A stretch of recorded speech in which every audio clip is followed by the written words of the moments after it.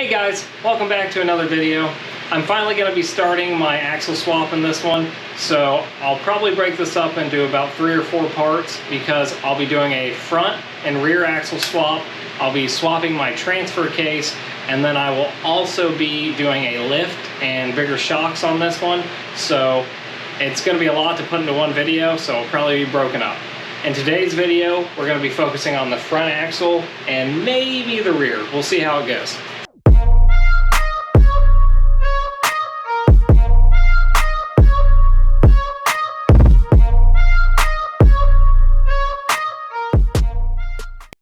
So just to quickly tell you guys what's going on, I have a Dana 35 in the rear and a Dana 30 on the front of my Jeep, and I picked up a pair of Dana 44s, which both are better axles than what I have on there. They're stronger, more robust, but they also have ARB air lockers in them, which I'll be hooking up in a video at some point.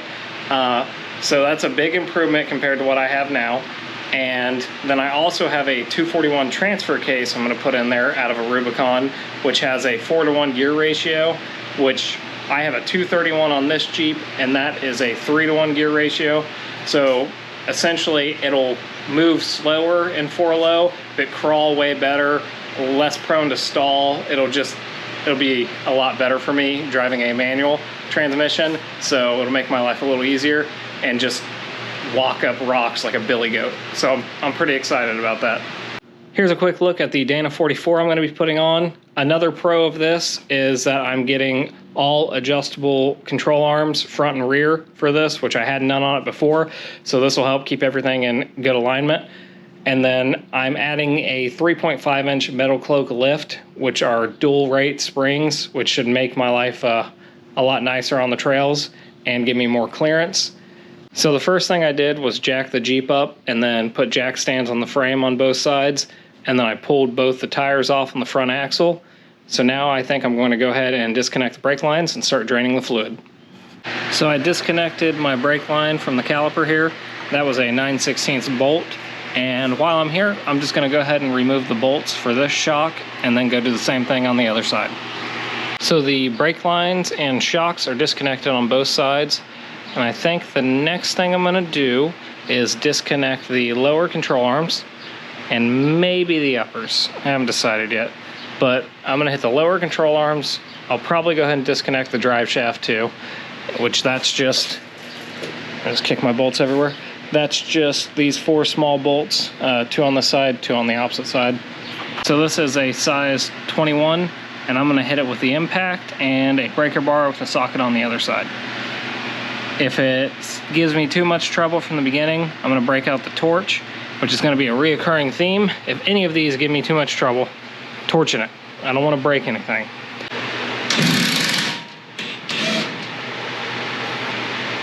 All right, that came out pretty easy. So I'm just going to leave these bolts in for right now, no nut on the other side, just so when I disconnect everything, it won't just kind of drop or shift off the jack stands. So now I'm just going to go do the other side. I got that one out no problem too. Again, just leaving the bolt in there for right now. And then I disconnected the front drive shaft. That was just 4 8mm bolts. And they were pretty snug, but I didn't have any issues getting them out. I did have to take a pry bar and stick it through to hold it while I undid the bolts because it was spinning the drive shaft. But not a big deal. So I think I'm going to go ahead and start disconnecting the stuff up front, like the track bar and the tie rod, and just start getting everything disconnected up here. So first thing you got to do on these castle nuts is remove the cotter pin. So I'm going to pull that out, and I'm just going to get a crescent wrench and undo it. Hey. So now I'm just going to do the same thing on the other side. All right, so I got this side out nice and easy. After you take the bolt off, like you saw, I'm just hitting either here on the knuckle or just on the tie rod itself.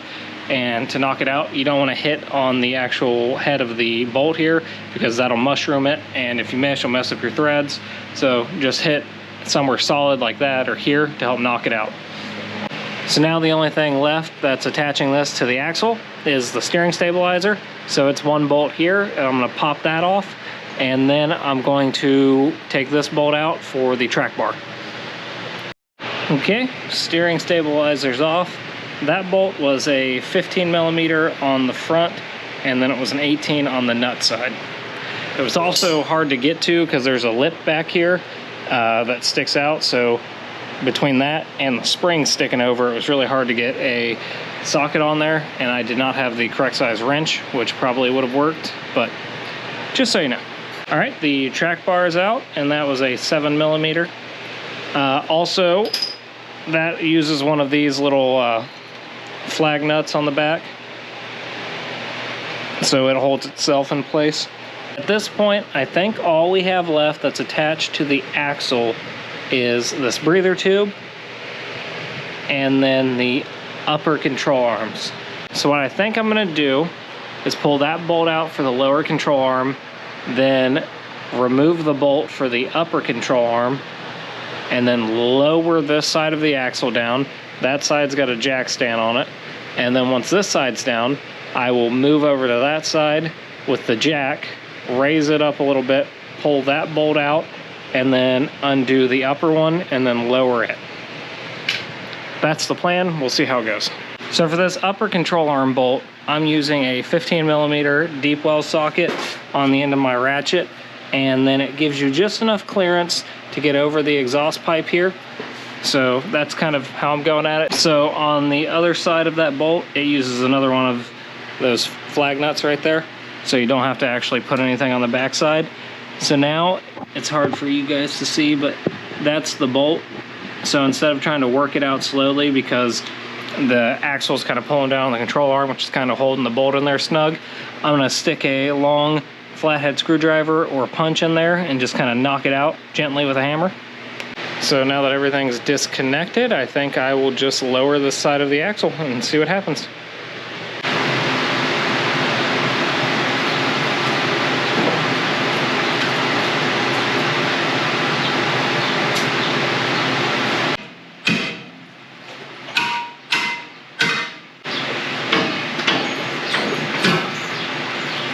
Next thing I'm going to do before I lower the axle anymore is remove this breather hose.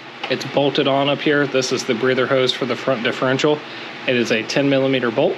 So to the best of my knowledge, everything is disconnected from this axle except for that one bolt I left in there on the lower. So I'm going to pop that out and see if I can set it down. I'll let you guys watch the possible catastrophe.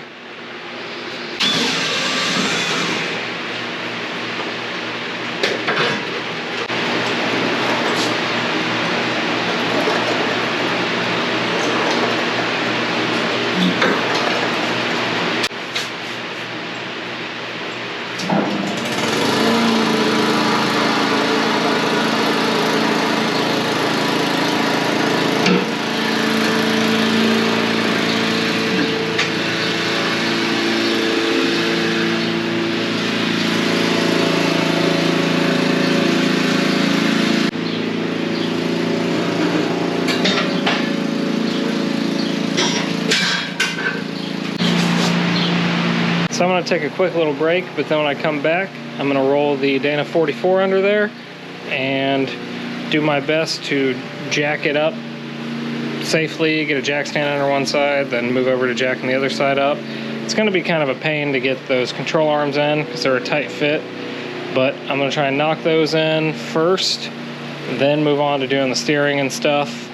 I'm planning on, once I get everything on there, I'm planning on limping it to a shop all out of adjustment and then letting them do a full alignment on it.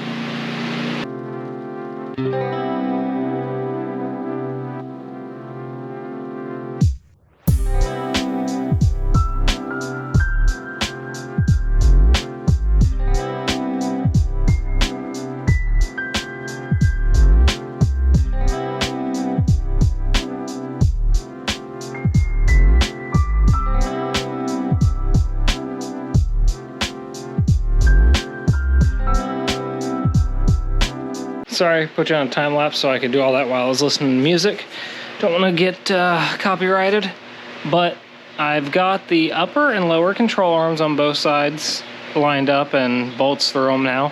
It was a pain in the ass getting those all lined up. had to use a couple jacks and wiggle everything back and forth, but the control arms are on. So I suppose next easiest thing would be springs and shocks.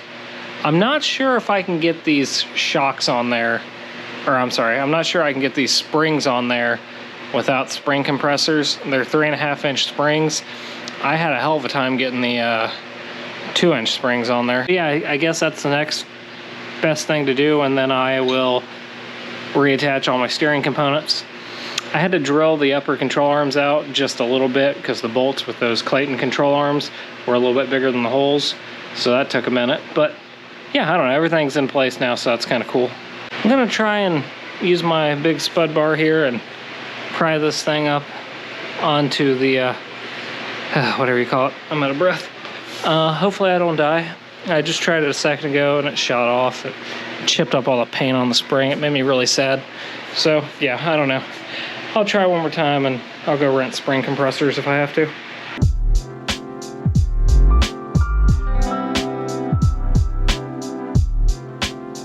So trying to do that without spring compressors was a terrible idea.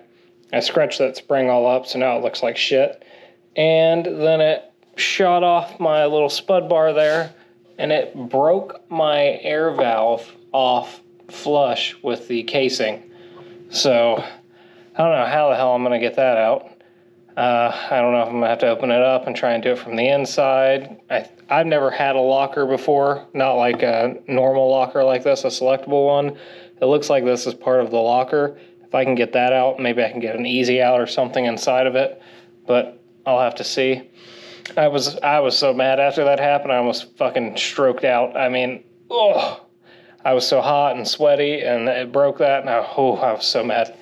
So, yeah, I chose not to film anymore after that, but I did go ahead and finish putting this back together, which was as simple as putting the castle nuts on each side, and then I hooked up the steering stabilizer, and I hooked the track bar up down there. So basically everything I did to remove it, I reinstalled. Same thing, I fiddled with the jacks back and forth to get it where the bolt holes lined up. There wasn't too much to it. I put my breather tube up there. That was another thing. It cut my breather tube when it jumped off, so I had to undo that and cut the last like 1/4 inch or 1/2 inch to 1 inch off of that, and then put it back on. So it's a little tight now. I might have to get another one. Yeah, that's what I get for trying to take the easy way out, and I just hit my head on this thing again. Oh man. So yeah, I don't know, I guess tomorrow I will get spring compressors for that, and I will put the springs on and put the shocks on. Still not totally sure what I'm going to do about that yet. I'll have to look into what the inner workings of a locker look like to see if that inner piece is part of the locker or not. But in general, wasn't terrible until that. If I was just putting the same springs back on, it would have been a piece of cake. So yeah, axle swap is not too hard. Yeah, so I'm going to end it tonight. Alright guys, it's a new day. I'm feeling a little less angry now. I went up to O'Reilly's and got some spring compressors. I rented them, so now I should be able to put my springs on. Okay, so my plan is very much not to die, but these things are pretty dangerous, so you have to be careful with them. This will actually be my first time using them. I did my best to avoid them, but I've got little safety pins here to kind of keep it from popping off the spring, supposedly, so we'll see how that works. You want to position them 180 degrees apart, so on opposite sides of each other. I don't think I need too much to get them to fit, so I'm just going to do like the middle section here and just try and compress it a little bit and pray I don't die. I am genuinely terrified right now. Never used these before, so I'm just like very hesitant to do too much or bump it too hard or anything crazy. It's kind of getting close, but there's still quite a long way to go before it would get seated. I'm sure I'm being more of a baby than I need to, but I'm sure you guys have been there where you've always heard how dangerous something is, and then there's the first time you go to use it. Oh, God.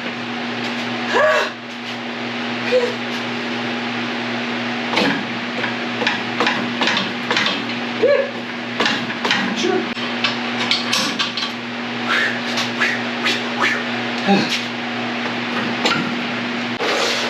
It's seated in there pretty good now. I will have to spin the spring a little bit to get this bottom tucked in where it needs to be. But currently the spring compressors are hitting, so I'm going to get those off and try and manhandle it. Okay, so I'm going to have to recompress the springs on each side just a little bit so I can turn this and seat it in the proper spot. Just so you guys can see what I'm talking about, the end of this spring needs to be seated right up against that. There's a little spot for it to sit in there. All right, that was one very angry spring to seat, but I got it in there. I didn't die, surprisingly. Still pretty sad it's all scratched up, but I guess that's the life of a trail rig. Yeah, so I'm gonna go eat breakfast real quick and I'll come back and do the other side. So I'm gonna go ahead and compress the other spring and get that on the other side. So getting this spring in here was maybe one of the most frustrating things I've done on this Jeep in a long time. It's so tight with the brackets over here, it's ridiculous. I had to change the orientation of these compressors like 4 different times, which takes forever with a wrench or a socket, and everything kept getting in the way of me even being able to get the socket on here to loosen or tighten them, so I had to keep switching to a wrench and getting baby turns, and then it was just stupid stuff. Like I had to take this off so I could pry it over and get it seated on there, and then when I finally got everything on there, mostly where I wanted it, I couldn't get this damn bolt on the back on this nut because the spring was in the way and it wouldn't let it get over the hole. So I had to then recompress it. I had to pry it real hard to get it mostly seated down in there for the spring. And then I could barely get that on. I got it on finally. So now I got to take these off for like the 16th time. This took way too long for just getting this damn spring on. When you're putting your brake line back on, it's 1 bolt with one of these little copper brass washers on each side. And it goes right here. And here's a quick look with it back on. Like I said, just make sure you get one of those washers on each side of that block.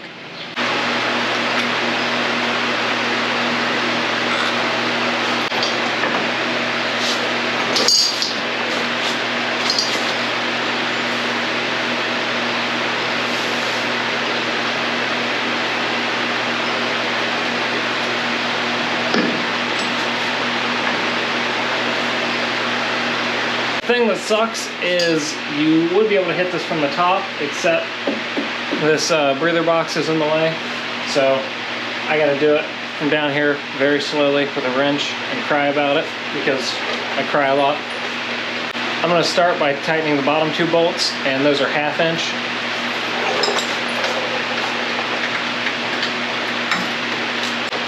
So now I'm going to move on to tightening the top with the wrench, which will take forever. Alright, well, now just put my tires back on and then that's the front axle done.